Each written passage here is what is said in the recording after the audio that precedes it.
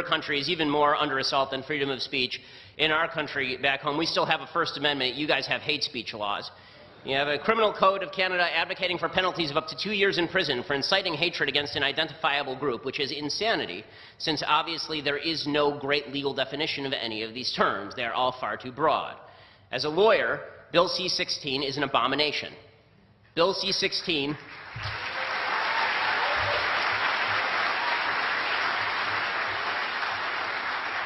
which the sponsors of the bill themselves, some of them have said, that it really shouldn't be a problem because, after all, if you make a mistake and mislabel a transgender person, that's okay. But if you do it intentionally, then you can be prosecuted under Bill C-16. I mean, this is a violation of basic free speech principles. It's also a basic violation of science. And we have now come to the point, for the left, where science itself is an obstacle to their agenda. And that's why you see on campus Professor Peterson being ripped up and down by University of Toronto for failing to properly abide by the idiotic strictures of an anti-scientific program that denies biology in favor of subjective self-measurement. Okay, you see Professor Peterson receiving a letter from the Dean of the Faculty of Arts and Science and the Vice Provost for Faculty and Academic Life stating that his refusal to call men women is, quote, contrary to the rights of those persons to equal treatment without discrimination based on their gender identity and gender expression, and they called Professor Peterson's decision to abide by biology unacceptable, emotionally disturbing, and painful for some students, and they threatened him with violating the Ontario Human Rights Code. Now, it is worthwhile mentioning that when it comes to the sort of speech codes that are used up here and are used on your campuses, they only seem to apply to certain groups in the hierarchy of victimhood. So Jews seem to be left out of this particular situation. Over at York, anti-Semitic propaganda has become all the rage, with boycott, divestment, and sanctions endorsed by multiple professors. BDS is, of course, a pure form of anti-Semitism, unwatered down and undiluted, despite all attempts to mask it. The York Federation of Students has formed an official alliance with the Students Against Israeli Apartheid. And there is, of course, the mural at the Student Center that showed a Palestinian man holding rocks and gazing at a Jewish settlement. According to B'nai B'rith, high school students who visited York were told they didn't understand victimhood because they were Jewish. All of this stuff is okay. But if you say that a man is a man and a woman is a woman, and you can't magically change from one to the other, you can't just pop a man into the woman machine and they come out like a star-bellied Sneetch from Dr. Seuss. If you say that, then all of a sudden you're violating hate speech rules in this country and on your campuses. None of this is rare in America either, obviously. America's college campuses are experiencing exactly the same thing. There is, fortunately, in the United States, still a legal framework under which you're allowed to say essentially what you want. We'll see how long that lasts, but that seems to be a pretty strong bipartisan tradition in the United States. But on campus, that tradition has gone the way of the dodo bird. The idea that you get to say what you want and think what you want, that no longer applies on America's college campuses. And that's because America's college campuses have one abiding goal, and so does the left more broadly. The college campuses are sort of just the tip of the spear. That abiding goal is equality of outcome, not equality of rights, not equal access to opportunity, equality of outcome. That's all that matters. All that matters is that we all end up in the same place. If somebody on the left sees somebody with $5 and sees somebody with $1 in the same room, they immediately assume the person with $5 had best give a couple of bucks to the guy with $1 because he clearly somehow stole from him. Right? Equality of outcome is all that matters. Now, America's founding fathers believed in equality of rights. They believed that we are all born equal in our rights, that God has provided us with certain inalienable rights that we can't give away, and that no one else has a right to impede upon. But that's not how the left thinks. The left thinks in terms of this equality of outcome. And the problem is the real world doesn't provide equality of outcome because, number one, we all start with different capacities. Right? Some of us are smart, some of us are stupid, some of us are tall, some of us are short, some of us have logic, some of us are protesters at college campuses.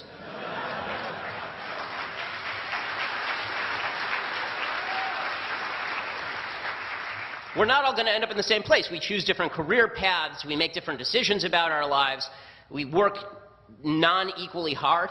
And so what the left has decided is that if they can't achieve economic equality, they tried that for a century and it resulted in 100 million people dead. So they said, okay, we'll put that to the side for the moment. We'll come back later with like stupid Bernie Sanders like Justin Trudeau. And Bernie Sanders himself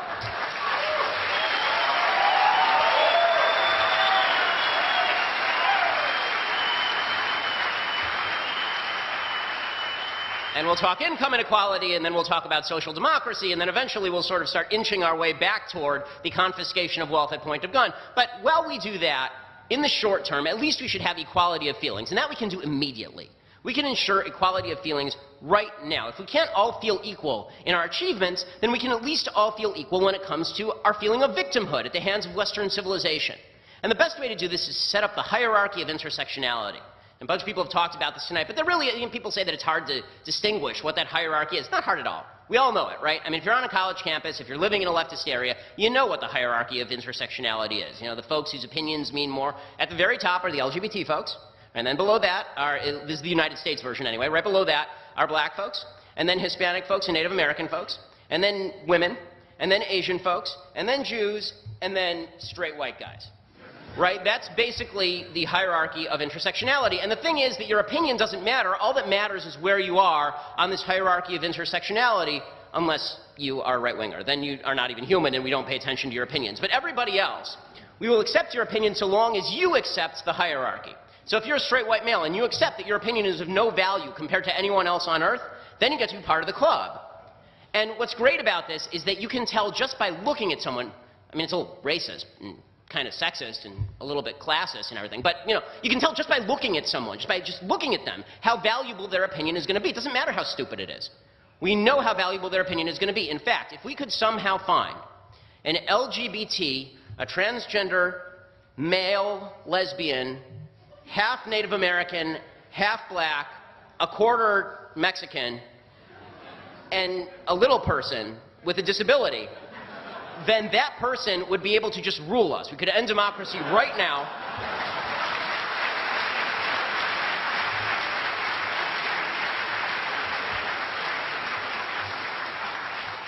This person would immediately become king or queen. I don't want to be gender specific, and this would be the final. No more voting, no more debate. This person has the ultimate opinion because this is the ultimate victim of this evil Western civilization that must be torn down piece by piece. And the bargain for people is pretty simple. You get to feel good about yourself even if you haven't done anything in your life. You get to feel that all of your failures are the result of a society that's seeking to victimize you. Grab a chisel and hammer away. You're part of the coalition that's going to tear down this evil civilization that has victimized you. Now, never mind that all of this is sheer bullshit. Right? Never mind that none of this makes any sense. Never mind that when people talk about white privilege in the United States, it doesn't make sense for a variety of reasons, including the fact that the majority of people on welfare in the United States are white, including the fact that the people with the highest average household income in the United States are Asian, which is weird. I mean, like, Koreans didn't write the Constitution. Right? So is it Korean privilege that's causing all of this in the United States, or is it just possible that we have a free system and people who work really hard do really well in the United States under a free system? None of it makes any sense, but it makes everybody feel really good. And that feeling of victimhood is empowering to people. It's not empowering them to do anything useful. It doesn't empower them to work harder because, in fact, if they work hard and they succeed, they've actually undermined their entire argument. If they work hard and they succeed under this cruel, oppressive system that was supposed to keep them down, then how do they make the argument it's a cruel, oppressive system that was supposed to keep them down? It makes it kind of difficult. But it does give them a feeling of achievement just for being there. And the way that they protect this is by preventing anyone else from thinking or speaking. And so they use language like white privilege, and then they use the microaggression culture. Now, the microaggression culture is specifically designed to make people into mewling babies. That's what microaggression culture is designed to do. So microaggressions, as you all know, because most of you are college students, microaggressions are this idiotic notion that if someone says something to you that you find insulting, mind you, it doesn't have to actually be insulting, but you find it insulting, subjectively. Right? If you find it insulting, then you have been microaggressed. Something deeply evil has been done to you, and you have every right to be upset and angry and blame the system and cry about it. Right? That's what and we have to ban them. We have to do everything we can to wipe that out of people. We have to have diversity training so that people must never speak. We become like a monastery from the 14th century. You just sit around and you stare at each other. But it's all pretty because it's ethnically diverse, but it's really quiet. That's what microaggression culture is designed to do. These small actions or word choices, as Jonathan Haidt over at The Atlantic says, that seem on their face to have no malicious intent, but that are thought of as a kind of violence nonetheless. Now, what's dangerous about this is not just the attempt to silence, it's the language itself. So microaggression is not just something insulting.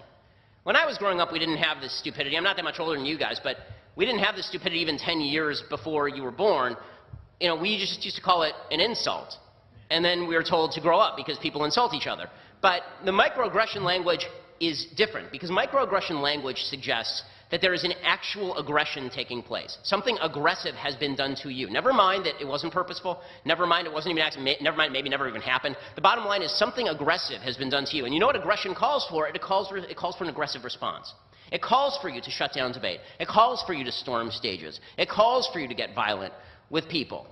And so things that are completely and utterly anodyne, right? If you say something like, I'm colorblind to somebody, this is a microaggression, because how could you not acknowledge your own white privilege?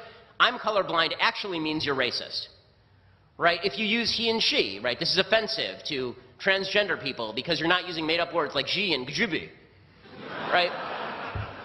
These are microaggressions because even if you legitimately didn't know the sex of the person you're talking to, or you did know the sex but you didn't know what, like you're meeting the person for the first time, you have no idea what in their own mind they are. If you do that, then it's a microaggression on a cosmic scale, and this calls for aggression. Now, and this has actually resulted in violence, not just in attempts to shut down speeches, you know, by somebody who I really dislike but has every right to speak, Milo Yiannopoulos at Berkeley, or attempts to shut me down at DePaul University or at University of Wisconsin or at Cal State LA. It's getting to the point where it's bleeding up from the university level higher up into sort of the leftist group.